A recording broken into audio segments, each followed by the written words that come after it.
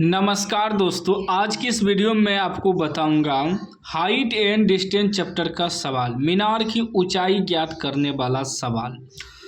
यह सवाल एग्जाम में इस बार जरूर आएगा, इसलिए इस सवाल को पूरा कन्फर्म कर लीजिएगा, पूरा अच्छा तरीका से प्रैक्टिस कर लीजिएगा। कह रहा है मीनार के आधार से और एक सरल रेखा में 4 मीटर और 9 मीटर की दूरी पर स्थित दो बिंदुओं से मीनार के शिखर के उन्नयन कोण पूरक कोण है। सिद्ध करें कि मीनार की ऊंचाई 6 मीटर है। उसे दिखाना है ये जो मीनार है, मीनार का ऊंचाई 6 मीटर है। मतलब आंसर हमको पहले ही मालूम है, ठीक ना। यह नहीं कहा है कि मीनार की ऊंचाई ज्ञात करें, मतलब मीनार की ऊंचाई दिया है 6 मीटर, उसको दिखाना है कि 6 मीटर आता है या नहीं। मतलब सीधा समझ लीजिए मीनार की ऊंचाई ही निकालना है। तो मीनार की ऊंचाई जो है पहले से दिया है 6 मीटर, बस उसको प्रूव्ड करके दिखाना है। यह सवाल कंफर्म कर लीजिए कि इस बार बोर्ड एग्जाम में आएगा तो आएगा, पूरा प्रैक्टिस कर लीजिएगा। चलिए हम सवाल को कॉपी पे उतार लिए हैं, अब हम कॉपी पे सॉल्व करेंगे सवाल को, ठीक है ना। ध्यान दीजिएगा, इस तरह के सवाल में जब तक आप चित्र नहीं बनाएंगे तब तक सवाल सॉल्व नहीं होगा। तो मीनार वाला सवाल में, हाइट एंड डिस्टेंस चैप्टर का सवाल में सबसे पहले बेहतर होता है कि चित्र बना ले आप। चित्र बन जाएगा तो सवाल भी सॉल्व हो जाएगा, थोड़ा आसान हो जाता है सवाल सॉल्व करना। देखिए कह रहा है एक मीनार है, ये मान लीजिए मीनार है, क्या है, मीनार है। ये मीनार है, ए भी आपका मीनार है, ठीक है ना। कह रहा है मीनार के आधार से, ये हुआ शिखर या शीर्ष कह सकते हैं, ये हुआ आधार, ठीक है ना। मीनार का आधार, आधार से जो है एक सरल रेखा है जो कि 4 मीटर और 9 मीटर की दूरी पर स्थित दो बिंदु है। एगो मान लीजिए यहाँ से यहाँ 4 मीटर है, इसको सी बिंदु मान लेते, कितना है, 4 मीटर है। उसके बाद 9 मीटर, फिर यहाँ से लेकर यहाँ तक, यहाँ से लेकर यहाँ तक, फिर एक 9 मीटर पे एक और बिंदु है यहाँ, डी मान लेते हैं, ठीक ना। तब कह रहा है कि दो बिंदुओं से मीनार के शिखर का उन्नयन कोण पूरक कोण है। ये दोनों बिंदु से मीनार का शिखर यहाँ है, इसका उन्नयन कोण जो है पूरक कोण है। क्या है, पूरक कोण। पूरक कोण समझते हैं, पूरक कोण होता है दो कोणों का योग 90 डिग्री। कितना, 90 डिग्री। दो कोणों का योग उसे 90 डिग्री कहते हैं, ठीक। तो एगो को हम क्या मान लेंगे, इसको मान लेंगे थीटा, और दूसरा को मान लेंगे 90 डिग्री घटा थीटा, ठीक। एगो कोण यूनियन कोण हुआ, नीचे होता है उन्नयन कोण और ऊपर होता है अवनमन कोण, ध्यान दीजिएगा। तो एगो को हम थीटा मान लिए तो एगो हो जाएगा थीटा घटा 90, क्योंकि दोनों कोण जो है पूरक कोण है। यहाँ साफ साफ कह दिया है शिखर के उन्नयन कोण पूरक कोण है। तो पूरक कोण कब होता है, जब दो कोणों का योग 90 डिग्री हो। यानी एगो हम माने हैं थीटा और प्लस एगो क्या माने हैं 90 डिग्री घटा theta, minus plus theta cut जाएगा तो क्या बचेगा, 90 बचेगा। तो मतलब हम सही माने हैं। आप चाहे तो इसको 90 डिग्री घटा थीटा कर सकते हैं, इसको थीटा कर सकते हैं, दोनों का कोण जो है उल्टा पुल्टा मान सकते हैं, उससे कोई दिक्कत नहीं है। आपका मन करे तो इसको आप थीटा मान सकते हैं, इसको 90 डिग्री घटा थीटा मान सकते हैं, बस दोनों का योग पूरक होना चाहिए, ठीक है ना। पूरक कोण होना चाहिए दोनों। क्लियर हो गया, इतना तो समझ गए हम। जरूरी नहीं है कि हम इसी को थीटा मान सकते हैं और इसी को 90 डिग्री घटा थीटा मान सकते हैं। आपका मर्जी, आप इसको थीटा मान सकते हैं, इसको 90 डिग्री घटा थीटा मान सकते हैं। बस याद रखना है। देखिए बिजली कट गया, यही होता है जब हम वीडियो बनाने बैठते हैं तो बिजली कट जाता है, समस्या आ जाती है, ठीक ना। चलिए कोई बात नहीं है, मोबाइल का फ्लैश जला लिए हैं, समझाते हैं हम आगे आपको। इतना तो समझिए, ये यहाँ से यहाँ तक 4 मीटर है और ये बी डी यहाँ तक 9 मीटर है, दो बिंदु है। हमें मीनार की ऊंचाई ज्ञात करना है या दिखाना है 6 मीटर है या नहीं।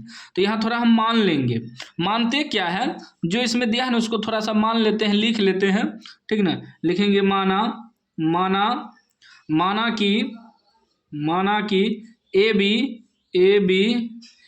बी मीनार की ऊंचाई है, मीनार की ऊंचाई है, बस इतना ही, ऊंचाई है मान लिए, ठीक ना।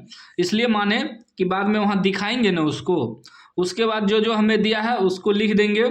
हमें दिया है ए बी मीनार की ऊंचाई BC दिया है, BC बराबर कितना दिया है, BC 4 मीटर दिया है, कोमा।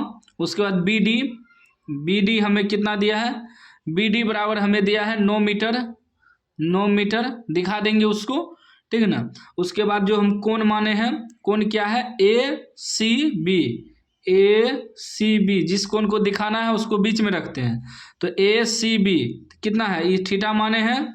और दूसरा एंगल क्या माने हैं, ADB, ADB ये क्या है, 90 डिग्री घटा थीटा। बस इतना ही आपको लिखना है, ज़्यादा नहीं।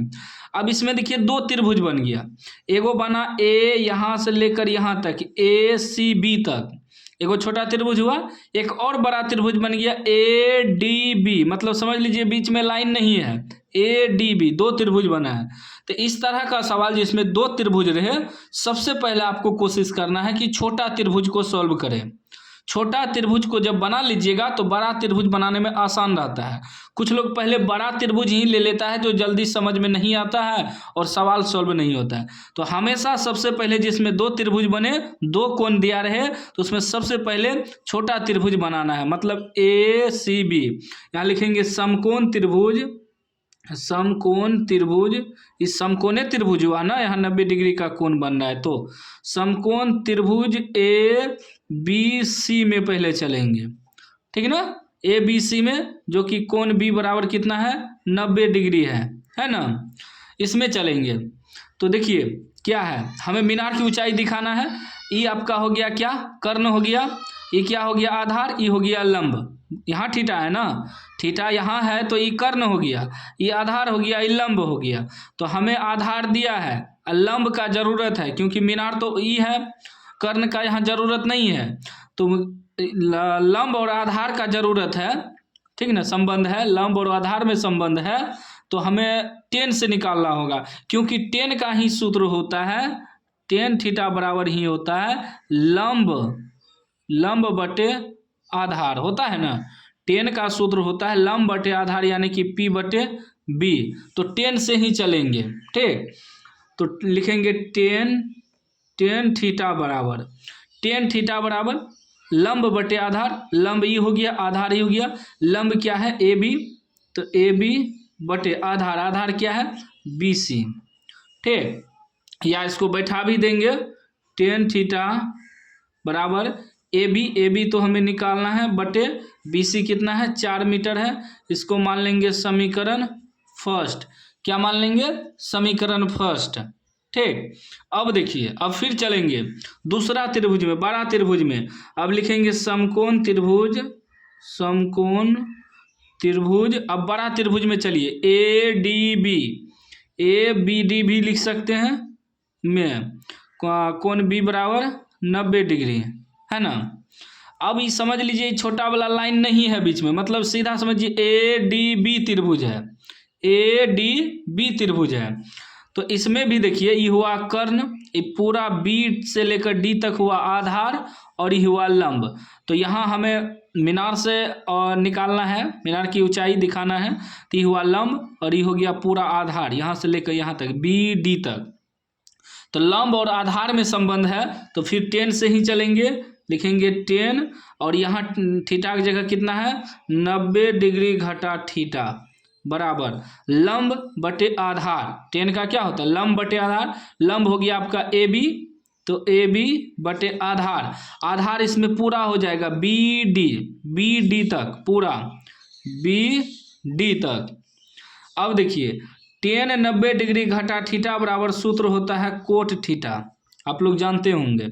AB बटे BD तो हमें पूरा दिया है, यहाँ से यहाँ तक 9 मीटर, ये हो गया 9, इसको मान लेंगे समीकरण 2। अब देखिए समीकरण 1 समीकरण 2 को गुना करेंगे, क्या करेंगे, गुना, यहाँ लिखेंगे समीकरण 1 गुना समीकरण 2। तो ई पार्ट वाला ई पार्ट से गुना करेंगे, ऊ पार्ट वाला ऊ पार्ट से गुना करेंगे।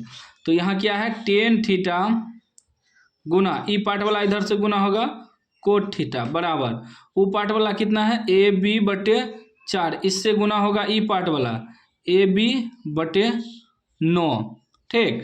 अब देखिए tan गुना कोट बराबर सूत्र होता है 1 बराबर AB गुना AB, तो क्या हो जाएगा, AB स्क्वायर बटे 9 चौके 36, ठीक।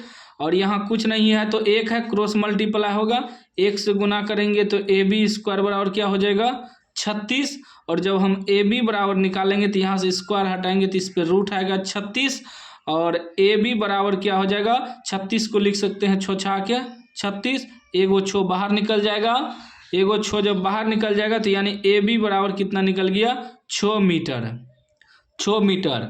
और AB क्या है, AB मीनार की ऊंचाई है और यही हमें दिखाना था कि मीनार की ऊंचाई 6 मीटर है या नहीं। तो 6 मीटर निकल गया, यहाँ लिख देंगे अतः मीनार की ऊंचाई 6 मीटर है। सिद्ध हुआ, ठीक ना।